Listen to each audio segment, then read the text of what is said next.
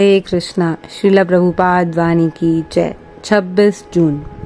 मासूम स्त्री पुरुषों को मात्र जीविका के लिए कारखानों में रखा जाता है।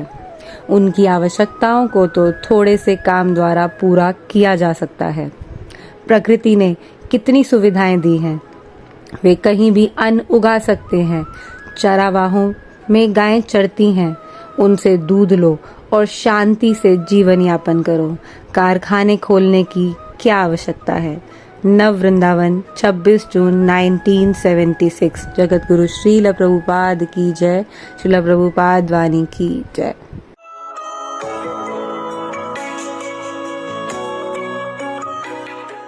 Gross body is finished, everything is finished. No, that is not. Within the gross body, there is subtle body, made of mind, intelligence and ego. So that is just like in every day we have got experience. The gross body is lying on the bed, but the subtle body goes out of the bed, out of the room, goes on the top of a hill or somewhere, it works. That is our practical experience.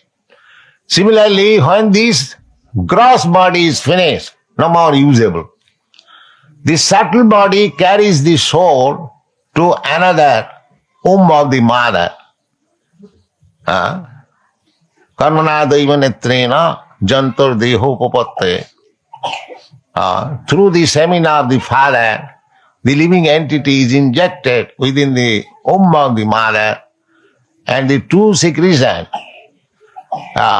becomes emulsified, and it becomes just like a small pea, and within that pea the soul is there and it develops. This is the process of transmigration of the soul from one body to another. So soul has got form, it is not formless. Similarly, Krishna has got also form, but that form is different from this form. When in the Shastra it is said, Nirakar, Nirakar means Nirakrita Akar. This Akar, this form is being nullified. Nirakar does not mean there is no Akar. This body, when it is said Nirakar, that means the soul, the super soul or the soul has no this Akar as we see. Just like we are seeing some dog or some cat or some hawk, some tree, some plants, so many, 8,400,000 forms. But this is not the form. Nirakarit. Not this form. The soul has got a different form. That is described. Isagra satobhagasa satodha kalpitasya. We cannot see at the present moment. So as we cannot see you, I am not seeing you, you are not seeing me. Just like a man's son dies or father dies, he cries, oh, my father is gone, my father is gone. Where is your father gone? Your father is lying on this floor. Why do you say the father is gone? No, he's gone, he's no more. That means this thing which has gone, he has never seen. He has seen simply this outward body, dress.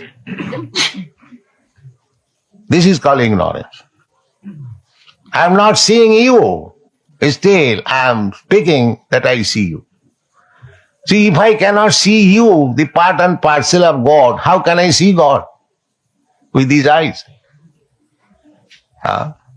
Therefore Shastra says, Atasya Krishna Ramadina Bhaved Graham Indriyai Sevan Mukhihi Jivado Sameva Spurata.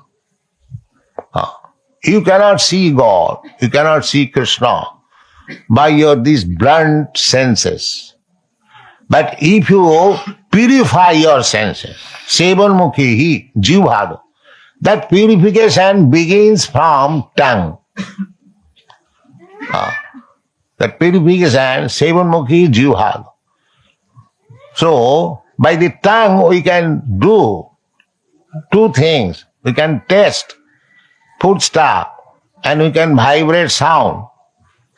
So if you engage your tongue for vibrating this transcendental sound, Hare Krishna, Krishna Krishna, Hare Hare, Hare Rama, Rama Rama, Hare Hare, and do not take anything except prasadam of Krishna, then your spiritual life immediately begins. Sevanmukhi hi jivhado sameva. Then gradually, as you advance in spiritual life, Krishna reveals himself to you. Here I am. You cannot see Krishna, but by being satisfied with your service, Krishna sees you. Just like you cannot see sun at night, but when the sun sees you, you can see the sun and yourself both. Similarly, when Krishna sees you, being satisfied with your service, then you can see Krishna, you can see yourself, and you can see the whole world.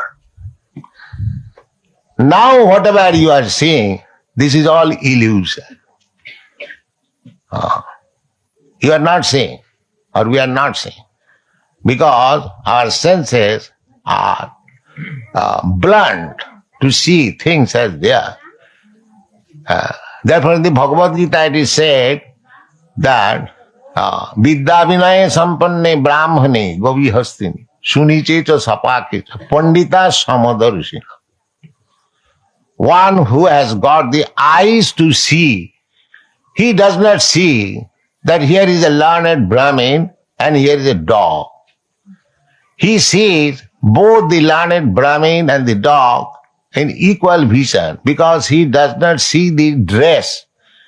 He sees the spirit soul within the Brahmin and within the dog. That is called Brahma Darshan. Sama sarveshu bhuteshu mad bhakti lavate param. When one has got that vision, transcendental vision, sama sarveshu bhuteshu mad bhakti, then the devotional service begins. Not that with blunt eyes and senses one can serve God, devotional service. Atas Sri Krishna namadi nabhave garyam indriyai sevanmukhi hi jivhado samayuva sfuratta. This is the process. So, when our senses are engaged in the service of the Lord, sarvopadhi vinirmuktam tatparatena nirmalam, when our senses become purified, rishikena rishikesa sevanam bhaktiruchat. At that time, the rishik, the senses, are engaged in the service of the Lord. Because Krishna is spirit, the super soul. He cannot be served by matter. He has to be served with spirit. Therefore, Krishna says in the Bhagavad Gita, Patram puspam phalam toyam jome bhakta prajachati. This bhakti is spiritual activity. Because Krishna says bhaktya prajachati. If you offer something, Krishna brought a very palatable dish, you take it. Krishna will not take it. Nahang prakasa sarvasya yugumaya samavrita. He is not exposed to everyone. It is not possible. You cannot serve Krishna if you are not a devotee. Therefore, Krishna says, Jo me bhakta prajachati. That is the real thing, bhakta.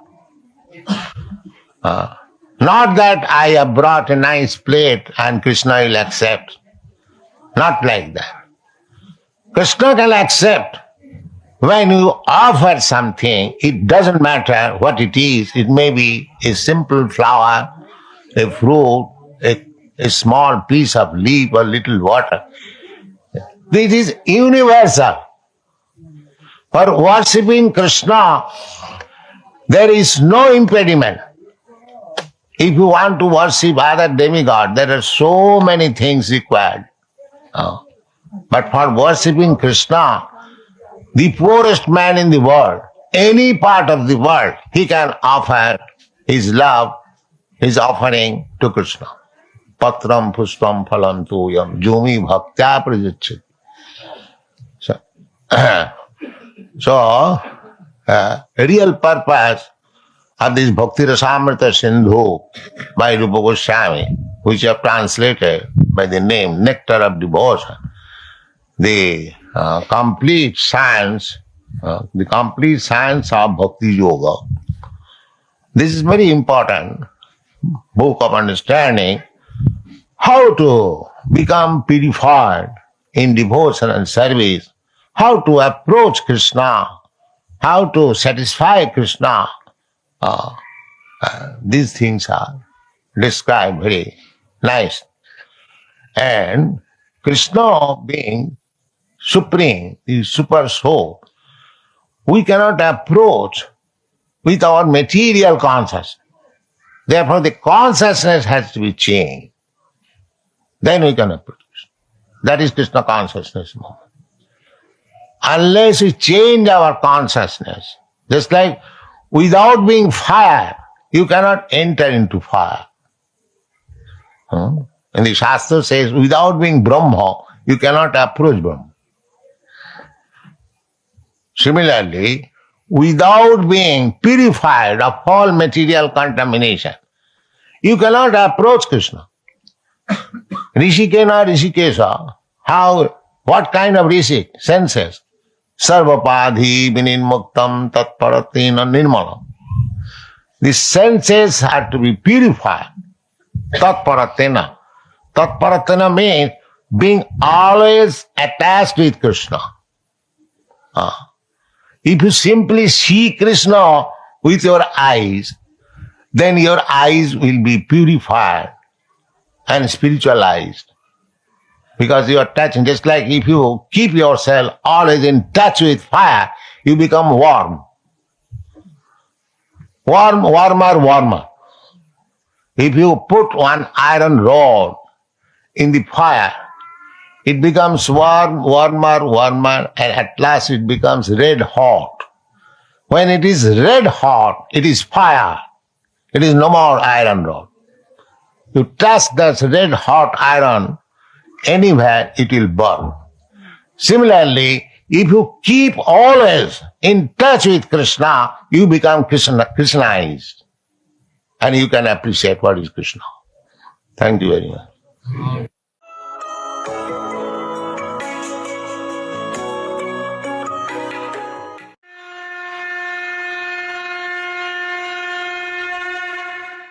हरे कृष्ण।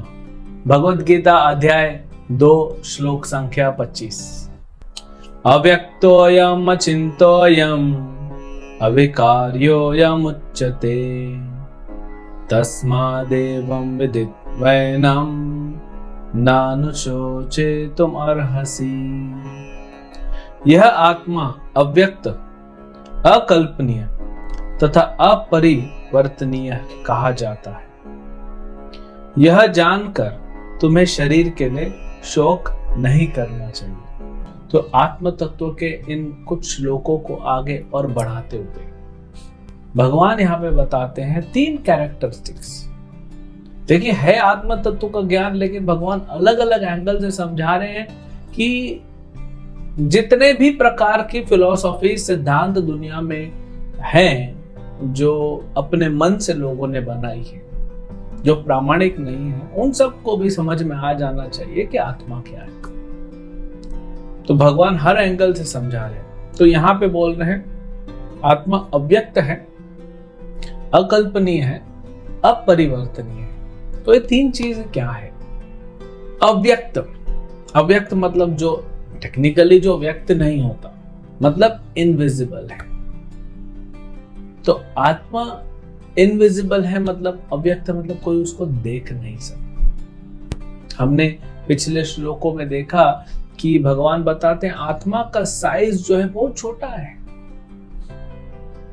एक बाल के cross section कीजिए 100, लंबाई में नहीं, उसका जो diameter है उसको 100 भाग में काटिए, फिर उस एक भाग को लेके और 100 भाग में काटिए।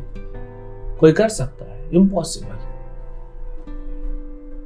तो वो आत्मा का साइज है जो शास्त्रों में बताया गया है, तो हम समझ नहीं सकते। तो अब जो दिखता नहीं वो है नहीं। कुछ लोग तो यही मानते हैं ना, पता नहीं वे सांस लेते हैं, ऑक्सीजन लेते हैं कि किस पे जीते हैं, क्योंकि ऑक्सीजन दिखता नहीं। लेकिन कोई कहेगा ऑक्सीजन तो एक्सपेरिमेंट से पता किया जा सकता है, आत्मा भी ढूंढी जा सकती है, पता लगाया जा सकता है उसके बारे में। कैसे? एक अथॉरिटी से, एक लॉजिक से। अगर किसी बच्चे को जानना है उसका पिता कौन है, तो एक तरीका है डीएनए टेस्ट करो। तो एक वैज्ञानिक ने ऐसा कुछ रिसर्च करके बताया कि अगर एक व्यक्ति को जानना है उसका पिता कौन है, तो उसको 800 साल लगेंगे पूरे दुनिया के पुरुषों का डीएनए टेस्ट करना है। तो उसके बाद भी 200 पुरुष का नाम आएगा और उसमें से कोई एक पिता हो सकता है। यानी विज्ञान नहीं बता सकता एक बच्चे का बाप कौन है, तो फिर कौन बताएगा? मां बताएगी, मां सत्य बोलेगी कि उस बच्चे का पिता कौन है। तो वैसे ही ये जो शास्त्र है ये माता है, वेद माता कहा जाता है। ये शास्त्र माता है और भगवान पिता है और हम तो बच्चे हैं। तो हमको अगर पता लगाना है कि हमारे पिता कौन है, तो वो कहां से पता लगेगा? माता से, शास्त्र से। और हमको हमारे बारे में जानना है, अब परमात्मा के बारे में शास्त्र में पता पड़ा, तो हमारे बारे में भी कहां से पता पड़ेगा? उसी शास्त्र से।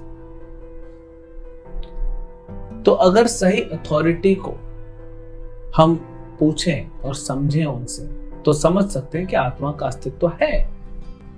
एक तो भगवान अथॉरिटी है, एक शास्त्र है, एक प्रामाणिक गुरु है जो उस परंपरा में आ रहे हैं, जहां भगवान से जो परंपरा प्रारंभ हुई उस परंपरा में आते हुए हमें ज्ञान दे रहे हैं। एक बच्चा अगर एक पिता से पूछता है कि ये क्या है, तो पिता बोलते हैं ये माइक्रोफोन है, तो बच्चा बोलता है ये माइक्रोफोन। अब बच्चे को नहीं पता माइक्रोफोन क्या होता है, कैसे काम करता है, लेकिन वो बच्चा अपने दोस्त को बताता है कि ये माइक्रोफोन है। तो बताइए बच्चा सत्य बोल रहा है कि नहीं बोल रहा है? बिल्कुल सत्य बोल रहा है, परम सत्य बोल रहा है, क्योंकि उसने पिता से सुना है। तो अगर कोई भक्त भगवान का है जो भगवान से सुना है, जैसे ब्रह्मा जी ने कृष्ण से सुना, तो ब्रह्मा जी अगर नारद को बोल रहे हैं तो परफेक्ट है। नारद मुनि आगे बढ़ा रहे व्यास देव को, व्यास देव जी आगे बढ़ा रहे हैं मध्वाचार्य को। ऐसे ये गुरु परंपरा में ज्ञान आ रहा है, तो ज्ञान वो भगवान से ही आ रहा है। इसीलिए प्रभुपाद जी ने भगवत गीता का नाम क्या रखा? भगवत गीता यथारूप, जैसे भगवान ने दी वैसे ही परंपरा में नीचे आ। तो अगर इस परंपरा से, प्रामाणिक परंपरा से हम सुनते हैं आत्मा के अस्तित्व के बारे में, तो समझ सकते हैं आत्मा है, अव्यक्त है लेकिन है। दूसरा, लॉजिक से समझ सकते हैं। बहुत बार ये हमने चर्चा की है कि मृत शरीर और जीवित शरीर में क्या फर्क है, क्यों दोनों अलग अलग होते हैं। जीवित शरीर को हम इतना देखभाल करते हैं, मृत शरीर को शमशान में जाके जला देते हैं। क्यों फर्क है दोनों में? मृत शरीर रिस्पॉन्ड नहीं करता है और जीवित शरीर रिस्पॉन्ड करता है। जीवित शरीर को आप अगर कोई चींटी काटेगा या मच्छर काटेगा तो रिस्पॉन्ड करेगा, मृत शरीर नहीं करेगा। तो बहुत सारे ऐसे लॉजिक से समझा जा सकता है। हम बोलते हैं गुजर गए, कौन गुजर गए? वो तो वही गुजर कौन गया? गुजर गई आत्मा, चल बसे आत्मा। हम बोलते हैं देहांत हुआ है, देह का अंत हो गया, देहांत। देही अंत नहीं बोलते, देही का अंत नहीं होता, देहांत होता। तो ये सब लॉजिक से भी हम समझ सकते हैं कि आत्मा जो है वह अव्यक्त है लेकिन है। दूसरा कैरेक्टरिस्टिक भगवान बताते हैं, आत्मा अकल्पनीय है, उसको हम समझ नहीं सकते, हमारे पकड़ में नहीं आने वाला है।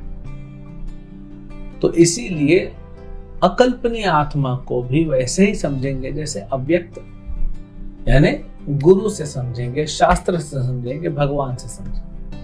और तीसरा कैरेक्टरिस्टिक्स यहाँ पे भगवान बताते हैं, क्या है वह? अपरिवर्तनीय।